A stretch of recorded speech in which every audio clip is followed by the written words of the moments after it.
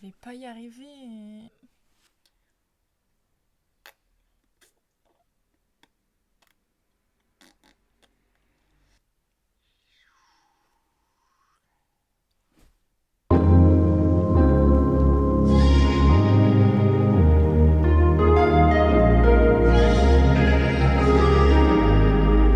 Coucou tout le monde, j'espère que vous allez bien. Aujourd'hui on se retrouve pour une nouvelle vidéo.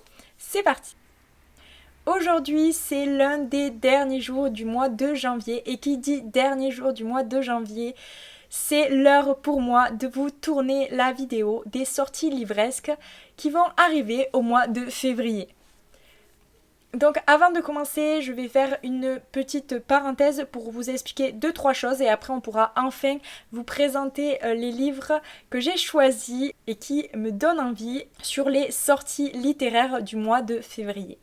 Donc avant de commencer la vidéo, la première chose que je tenais à vous dire, c'est que bien sûr, pour que ça soit plus facile pour vous comme pour moi de vous repérer, je vais faire dans l'ordre chronologique de sortie, donc du 1er février jusqu'à la fin de février. Voilà, ça peut paraître logique, mais je préfère vous le dire et que ça soit clair. Aussi, je ne peux malheureusement pas vous parler de tous les livres qui vont sortir au mois de février. Il y en a beaucoup trop, des centaines voire plus. Donc bien sûr que c'est impossible pour moi de tout vous les présenter. Je vous invite donc à aller notamment sur d'autres chaînes YouTube, sur d'autres vidéos ou encore sur des sites qui recensent les sorties de février. Je vous en mettrai si j'en trouve dans la description de la vidéo, donc n'hésitez pas à aller faire un tour. Moi j'ai choisi les livres qui me donnent envie et qui sont dans mon genre dans mes genres littéraires que j'apprécie, voilà, mais ça sera pas les mêmes pour d'autres personnes, donc n'hésitez pas à aller regarder d'autres vidéos. Par exemple, la plupart des livres que je vais vous présenter sont des tomes 1, même je crois que c'est la totalité, ce sont des tomes 1 ou des one-shots, je crois que ça se dit comme ça, enfin un seul livre. Donc voilà, donc tout ce qui est tome 2, je sais qu'il y en a plein qui vont sortir, je n'en parle pas dans cette vidéo. Je tenais aussi à m'excuser avant de commencer parce que je risque d'accrocher les noms des titres ou les noms d'auteurs ou tout autre prénom, nom. Donc je suis désolée d'avance. Bon, avant de commencer la vidéo et de vous présenter, il y a une dernière chose que je dois vous dire, c'est que je m'excuse si vous entendez des travaux. Ça vient de commencer, j'étais pas du tout au courant. Et voilà, en plein milieu de la vidéo, super, c'est pas grave, on va faire avec. L'introduction a été assez longue comme ça, on peut enfin commencer par le premier livre. Donc le premier livre que je vais vous présenter, c'est un livre qui sort en version française et qui sort le 1er février. On aborde les thèmes comme l'homosexualité, la drogue ou encore les maladies mentales. Et donc ce livre, il s'appelle Black Iris. Il est écrit par Leigh Rader et il sort donc, comme je vous l'ai dit, le 1er février. On suit donc Laney Keating, qui est une adolescente marginale. Depuis que sa mère s'est suicidée, elle voit bien que son père est dépassé par les événements. Et en dehors de la littérature et la poésie, son seul réconfort est son petit frère Donnie. Au lycée, elle est souvent moquée et les rumeurs courent sur sa sexualité. Entre l'alcool et les drogues, Laney, révoltée par l'hypocrisie du monde qui l'entoure, explore toutes les limites. L'année suivante, lorsqu'elle tombe dans un piège qui la ridiculise sur les réseaux sociaux et fait ressurgir les vieilles rumeurs, son univers bascule. C'est Armin, son seul ami, un garçon passé maître dans l'art de la perversion, qui la sauve. Laney nourrit alors une haine violente pour ceux qui l'ont attaquée et décide de se venger. Elle embarque dans sa virée sanglante Armin et la sensuelle et féroce Blythe dont elle est amoureuse. Puisque Laney est une bad girl aux yeux de tous, le trio infernal va se montrer à la hauteur de sa mauvaise réputation. Black Iris est le récit d'une vengeance terrifiante et machiavélique et des dangers de la manipulation. Je vous avoue que j'ai choisi ce livre parce que je suis assez curieuse de voir ce que il regorge. J'ai regardé à peu près ce qu'on disait parce que comme il y a une version anglaise, il y a souvent des gens qui postent des avis parce qu'ils ont lu la version en anglaise. Moi personnellement, donc je n'ai pas lu la version anglaise et j'ai regardé et il y a quand même des avis assez positifs sur ce livre, mais aussi on dit qu'il nous secoue. En tout cas, il laisse une trace, c'est encore plus intéressant et me donne encore plus envie vu qu'il y a beaucoup de positifs et qu'en plus de ça, apparemment, tu ressors de ce livre assez chamboulé. Pourtant, ce n'est pas du tout les lectures que j'ai l'habitude de lire, mais j'ai envie de tenter une chose de nouvelle. C'est vrai que je n'ai pas l'habitude de lire des livres avec des bad girls ou de vengeance et tout ça. Je suis plus dans la romance, la fantasy et tout ça, donc voilà. Mais pourquoi pas, on sait jamais, j'ai envie de tester. Le prochain livre, je pense qu'il est beaucoup plus tranquille que le premier. Il s'appelle E Vida la Vida et il est écrit par Sophie Jomain et il sort lui aussi le 1er février. Lorsque Marnie rencontre Fran, elle est loin de se douter qu'être mal dans sa peau sera bientôt de l'histoire ancienne. Fran s'est réconcilié avec son propre corps il y a bien longtemps et à son contact, Marnie va découvrir qu'il est possible de ne rien s'interdire. Le défi lancé du mont Saint-Michel jusqu'aux frontières de la Belgique, les deux amis vont entreprendre un road trip durant laquelle Marnie devra réaliser tout ce qu'elle n'a jamais osé faire. Avec son lot de surprises et de secrets bien gardés, de destins qui s'entremêlent, E Vida la Vida est une histoire entre rire et larmes pour aller à la reconquête de soi. J'ai beaucoup aimé cette ambiance, notamment bien sûr quand on voyage avec ce road trip et tout ça. Je sais pas vous, mais il y a toujours une ambiance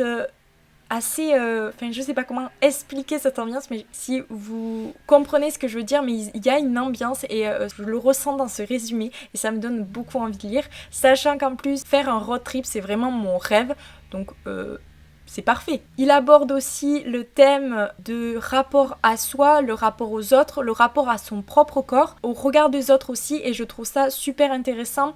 Je sais que moi, ça pourrait aussi m'aider et ça pourrait m'intéresser, donc voilà pourquoi je l'ai choisi. Passons au prochain qui s'appelle L'apprentie cartomancienne et qui écrit par Aurélie Croiset et qui sort lui aussi le 1er février. Dans ce livre, on embarque à Paris au 19e siècle. On suit Louise qui survit dans la rue comme diseuse de bonne aventure. Officiellement, elle lit dans une boule de cristal et officieusement, elle sait surtout décrypter le visage de ses clients. C'est ce qui pousse la célèbre cartomancienne Marianne Lenormand à la prendre comme assistante. Ensemble, elles forment rapidement un duo très prisé de la place parisienne.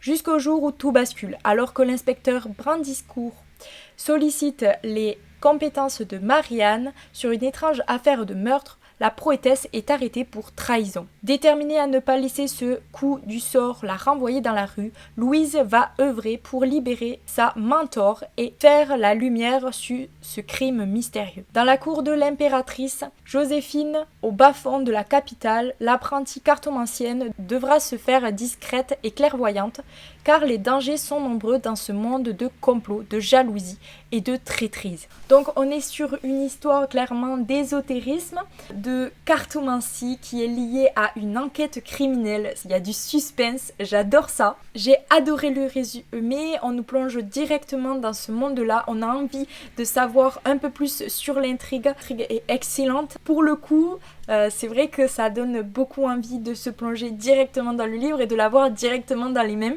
Sachant qu'en plus, la couverture, je la trouve très belle. Elle a des couleurs, elle a le rouge qui fait ressortir toute la couverture. Mais la couverture est quand même assez foncée. J'aime beaucoup. En lisant ce résumé, j'ai de suite pensé à un autre livre qui parle de cartomancie, que je n'ai pas encore lu, qui est dans ma palle, mais ça ne serait qu'arrivé, bientôt arrivé.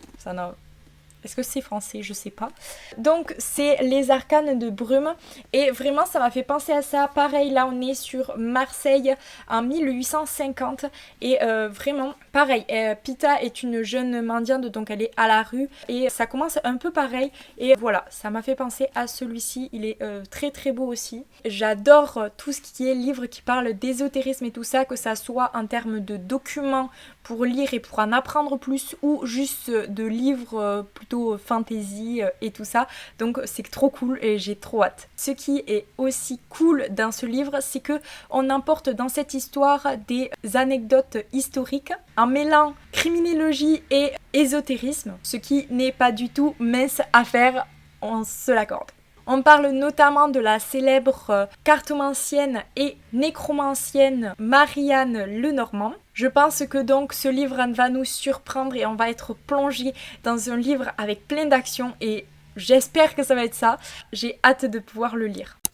Le prochain livre, il sort en français le 7 février. Pour le coup, quand j'ai regardé les avis sont plutôt mitigés, mais ils me donnent quand même envie de le découvrir, notamment grâce à son résumé et sa couverture. Il s'appelle Dark Fairy Tales et c'est le tome 1, La malédiction des roses. Il est écrit par Breen et il sort le 7 février, comme je vous l'ai dit. Donc maintenant, je vais vous lire le résumé. La bête, la créature qui hante la forêt interdite et mes pires cauchemars. Le prince dragon. Afin de sauver ma famille d'une malédiction qui tue tout le royaume à petit feu, je me vois dans l'obligation de m'infiltrer sur le territoire de la bête. Ce ne sera pas la première fois, je suis toujours ressortie.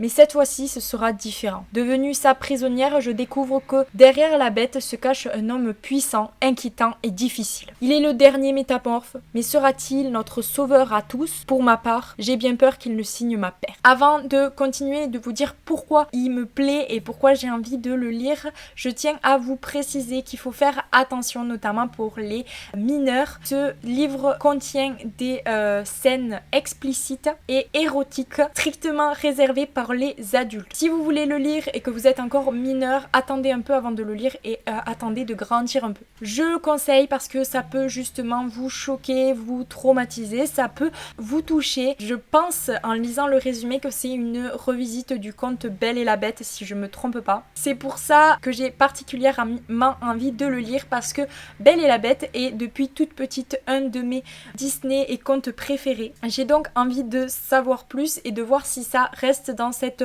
je sais pas comment vous expliquer, cet esprit-là où il s'en détache et j'espère qu'il s'en inspire mais qu'il reste pas trop, qu'il s'en détache justement. La couverture est vraiment belle et le résumé donne envie, donc voilà pour celui-là. Le prochain livre, c'est Dominion, le tome 1 et c'est L'ombre de la couronne qui est écrit par Abigail Owen et il sort en français le 7 février. Certaines ombres vous protègent, d'autres peuvent vous tuer. Ma vie est un mensonge en tant que jumelle cachée de la future reine. Je n'ai qu'un seul but, sacrifier ma vie pour ma sœur si la mort vient à s'abattre sur elle. Née en seconde, j'ai vécu jusqu'à là sous l'apparence d'une fille humble et discrète, me glissant dans le palais et dans le rôle de la vraie princesse lorsque le danger se montrait. Aujourd'hui, la reine est morte et le roi Eidolon a envoyé à ma sœur un drôle de cadeau. Une demande en mariage. Je ne lui fais pas confiance, alors j'exécute ce pourquoi je suis née et je prends sa place incognito la veille de son couronnement. C'est ainsi que ce mystérieux jeune homme, dont je peux sentir l'ombre quand il croit enlever la nouvelle reine, me capture par erreur. Alors que j'essaie de m'échapper, mon tissu de mensonges commence à s'effilocher. Quant au Shadowray qui m'a enlevé, il me semble avoir ses propres lourds secrets. Je le vois lutter pour contenir ses ombres, mais l'hiver menace. Les ténèbres s'annoncent, et le seul moyen de sauver ma sœur est de combattre le Shadowray qui est en train de voler mon cœur. Cet univers-là a l'air très riche et avec beaucoup de détails, beaucoup d'informations, beaucoup de rebondissements. J'ai hâte de pouvoir plonger dans ce récit. Donc voilà, ça me donne envie. C'est pourtant pas une lecture que je pense j'aurais acheté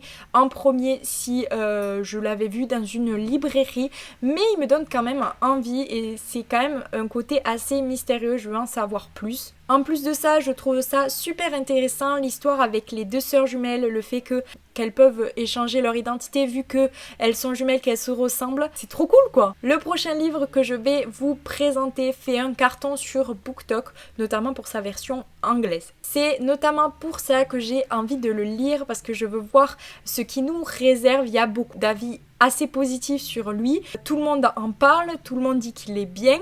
Bien sûr, moi je ne l'ai pas lu en version anglaise, je suis nulle en anglais. C'est parfait parce qu'il le sort donc le 7 février en version française. J'ai quand même assez peur de le lire et je suis assez... sur la retenue avec ce livre parce que des fois il y a certains livres du BookTok qui en sont tellement parlés qui finalement quand je l'ai lu je suis assez déçue parce que je me suis imaginé pas mal de choses et finalement après je suis déçue parce que ça n'a pas complètement comblé toutes mes attentes. Je vais vous dire quand même enfin le livre que c'est The Empirum, le tome 1, Fourth Wing de Rebecca Arros. Passer toutes les épreuves ou mourir, rien ne prédestinait Violette Sorgel à être une cavalière. Elle était censée intégrer le cadran des scribes et mener une vie tranquille parmi les livres. Elles dont les os sont si fragiles qu'elles peuvent se briser en un instant, mais aujourd'hui est le jour des conscriptions. Et en tant que fille de la générale, elle-même cavalière et dresseuse de dragons, Violette n'a d'autre choix que de satisfaire les ordres de sa mère et de rejoindre les épreuves de sélection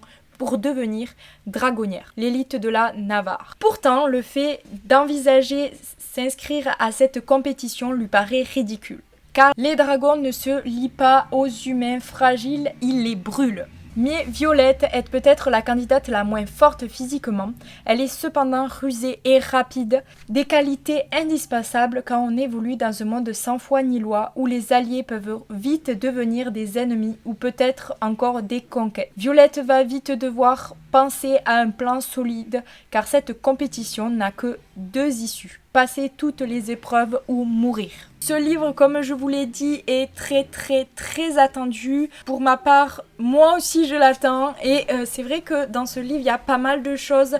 On a envie de savoir si elle va réussir, si elle va s'inscrire déjà. Juste ça. Il a l'air complet avec beaucoup de détails, avec beaucoup d'actions qui ne s'arrêtent pas. On aborde les thèmes de la magie, des dragons, de la guerre. Et en fait, je me suis rendu compte que j'avais jamais lu pour le moment de livres où il parlait de dragons. Alors qu'il y en a partout.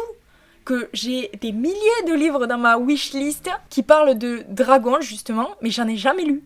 Enfin, en tout cas, dans ma bibliothèque, il n'y en a pas. Comment c'est possible? Je pense que pourtant, ça pourrait m'intéresser, parce que j'adore ça, les univers des dragons et tout ça.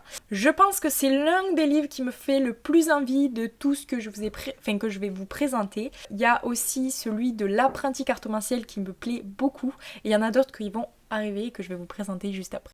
Donc le prochain livre c'est Drive Me Insane de Alfreda Henwy qui sort le 7 février. Prétendre être en couple avec la fille qu'il désire le plus au monde pourrait le rendre fou. Jace a presque tout pour lui. Un compte en banque rempli à craquer, un sourire en coin qui charme toutes les femmes sur sa route, un statut de champion de course automobile que jalouse chacun de ses adversaires. Pourtant, il manque encore quelque chose à sa vie, ou plutôt quelqu'un. Son agent est persuadé que si Jace veut calmer la presse people, qui s'avertue à le faire passer pour un don Juan, il doit se trouver une petite amie sérieuse. Mais la seule fille avec qui Jace pourrait construire une histoire, la seule qui compte vraiment à ses yeux, refuse de lui adresser la parole depuis des années. Ava, son amie d'enfance, préférerait sans doute perdre la vue que sortir avec lui. Et si Jace lui proposait un deal qu'elle ne puisse pas refuser. Mais est-ce qu'il est prêt à prendre ce risque, celui d'envenimer leur relation à tout jamais et de la perdre, alors qu'il n'a qu'une seule chose en tête, la retrouver. Je n'ai pas beaucoup de choses à dire, à part que j'aime beaucoup l'univers à chaque fois dans les livres, notamment dans les romances, l'univers de l'automobile, des courses de voitures, que ça soit des vraies courses illégales ou légales et tout ça, mais j'adore cet univers-là de voitures de course. Je pense que ça peut être un roman assez intéressant, une romance assez cool à lire, donc j'ai hâte de pouvoir l'avoir entre mes mains. Je suis tombée dessus par hasard et j'ai pu lire le livre, le résumé du coup. J'ai totalement accroché et ce livre me donne beaucoup envie. Enfin, aussi normal, je fais que vous le répéter dans cette vidéo, c'est le but de la vidéo, c'est de vous présenter les sorties qui me donnent envie, mais celui-ci est l'un aussi qui me donne beaucoup envie. Il s'appelle Noblesse oblige et c'est Maïwen Alix qui l'a écrit et il sort le 8 février. Très chers téléspectateurs, bienvenue dans cette nouvelle saison de Noblesse oblige. La révolution de 1989 n'ayant pas abouti, la France est dirigée par le roi Louis XXI. La monarchie autoritaire s'assure néanmoins le soutien du peuple en mettant en scène son faste et sa cour dans des émissions de télé-réalité. Noblesse oblige est l'une des plus regardées d'entre elles. On y suit chaque année une poignée de jeunes roturières élues à qui l'on offre la chance de rencontrer des grands héritiers et de faire un mariage avantageux. Gabrielle, secrètement anti-royaliste, apprend qu'elle fait partie de ces candidates. Une occasion rêvée d'infiltrer la monarchie et de dénoncer ce qui se cache sous le vernis de la cour. Or, ce qu'elle va découvrir va être bien au-delà de ce qu'elle pouvait imaginer. Voilà pour ce résumé. Ce livre me rappelle beaucoup la saga La Sélection. C'est en fait plutôt cool, je pense, en tout cas pour moi, parce que La Sélection, c'est l'un de mes coups de cœur. Et donc, si c'est pareil, en tout cas dans le même esprit, c'est trop cool parce que justement, juste après avoir fini ce livre, je sais que je me rappelle que j'avais fait plein de librairies pour trouver d'autres livres qui étaient un peu dans cet même univers-là. On retrouve ici les téléréalités, notamment comme La Sélection. On y retrouve aussi le fait de la rencontre avec les grands héritiers, le fait du concours pour être candidate à ces jeux-là. On est donc en plein milieu d'un livre dystopique qui mélange royauté, qui mélange télé-réalité ou encore enquête. C'est trop cool. Donc j'ai l'impression qu'il y a une petite enquête qui se prépare. Et j'ai envie de creuser, d'en savoir plus, de savoir tous les secrets de la cour. Bref, je pense que vous avez compris que j'avais très hâte de le lire. Dans la même ambiance de royauté et de royaume et tout ça, donc on va retrouver Royal Complot, le tome 1, et il s'appelle Infiltration. Il est écrit par Deborah Ernould et il sort le 11 février. On suit donc Amalia Arcangioli qui est gérante avec sa meilleure amie Candice d'une petite agence immobilière et se retrouve expulsée du bâtiment qui abrite sa société par une décision unilatérale du propriétaire, la famille royale de San Gavino, un petit royaume de la Méditerranée. Pour subvenir à ses besoins, Amelia accepte un emploi de photographe sans réaliser qu'elle signe un contrat avec une revue People. Trop pressée de récupérer un salaire, Amalia pense d'abord aider sa mère, qui l'a élevée seule et dont la santé précaire ne l'autorise pas à travailler. La jeune femme accepte à contre-cœur une émission qui finalement ne lui déplaît pas. Prendre des photos volées du prince Joachim, héritier du trône de San Gavino. Elle déteste l'aristocrate responsable de sa situation précaire, car malgré un physique avantageux, Joachim de Bourbon-Conti n'a rien du prince charmant, imbu de lui-même, peu soucieux du sort de son peuple. Le jeune homme vit dans un monde de luxe et de débauche et multiplie les conquêtes féminines. Introduit au palais sous prétexte d'écrire un livre sur le domaine royal, Amalia peut observer son adversaire et renforcer son opinion à son sujet. Si la jeune femme ressent une sorte de culpabilité à la parution de ses premières photos, celle-ci va vite être dissipée par l'attitude très méprisante du prince vis-à-vis de son personnel et des citoyens en général. Mais à la suite d'un nouveau reportage, tout bascule. J'ai beaucoup aimé sa couverture. J'ai aussi adoré cet esprit de royauté, mais comme je vous l'ai dit dans le livre juste avant, j'adore ce monde-là. Le fait qu'on est en plein dedans, quand on lit le résumé, on a envie de plonger dedans, d'être en compagnie de ces personnages. Cette fille, elle vient de tout perdre, donc elle est déterminée. J'ai hâte de voir ce qu'elle fait, de voir si elle ressent après des regrets. Est-ce que finalement, après, elle change d'avis? Après, est-ce que elle récupère son métier, sa société? Le prochain livre, c'est c'est ECOS, je sais pas comment le dire. Il sort le 16 février. On suit Théo qui lutte contre les séquelles financières et la diffamation qui ont terni sa carrière d'architecte d'intérieur. Alors qu'elle doute de son avenir, un client mystérieux lui propose un projet qui pourrait redorer son image et sauver son entreprise. Il s'avère que cette opportunité lui est offerte secrètement par Archibald Sinclair, le frère aîné de son défunt meilleur ami, disparu il y a 7 ans. Derrière un secret, il cache des sentiments ardents et une promesse brisée. Alors que le passé et le présent s'entremêlent, Théo et Archibald s'engagent sur la voie d'une liaison torride et interdite, où passion et profession se rencontrent en jeu dangereux, menaçant d'embrasser leurs deux mondes à la fois. Alors, tout d'abord, sans réfléchir, j'ai choisi ce livre parce qu'il y avait archivette d'intérieur dans le résumé. Oui, oui, juste pour ça. Parce que c'est mon métier de rêve et que c'est vrai que j'ai pas souvent de livres entre les mains où on parle de ce monde-là, ou en tout cas les personnages évoluent dans ce monde-là, où on peut l'aborder, et c'est vrai que j'aimerais beaucoup trouver beaucoup plus de livres à ce sujet-là. Le deuxième chose, c'est bien sûr parce que c'est une histoire d'amour. Voilà, je pense que ça va être aussi très triste parce que du coup, il y a quand même le meilleur ami qui est décédé, donc il doit avoir quand même des souvenirs entre le frère et la meilleure amie aussi, donc ça doit quand même être assez touchant de pouvoir voir ces deux personnes, comment ils sont guéris de ça. C'est 7 ans, donc tu as évolué quand même depuis, peut-être du coup ils se sont éloignés aussi pour ça, donc voilà tout ce qui me vient en tête quand je lis ce résumé. Je pense que du coup il y a beaucoup de sujets et de détails à découvrir et à creuser. Voilà pour celui-ci, et il me donne envie. Mais quel livre ne me donne pas envie, j'ai envie de vous dire. Et le dernier que j'ai à vous présenter, c'est ce Survive Voice tome 1, Favor, de Jeanne Froster, et qui sort le 23 février. L'adrénaline et le danger de course de voiture, Warner Black baigne dedans depuis longtemps, c'est le champion et il le sait, être vainqueur ou rien.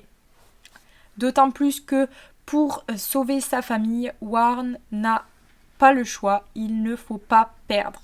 Emory Hudgens connaît les risques qu'elle encourt en participant à ce genre d'événement. Personne n'a jamais su la surprendre jusqu'au jour où elle rivalise avec le nouveau coureur de sa petite ville australienne. Aussi douée qu'elle, elle parvient néanmoins à rafler la victoire et au passage à lui faire perdre 10 000 $.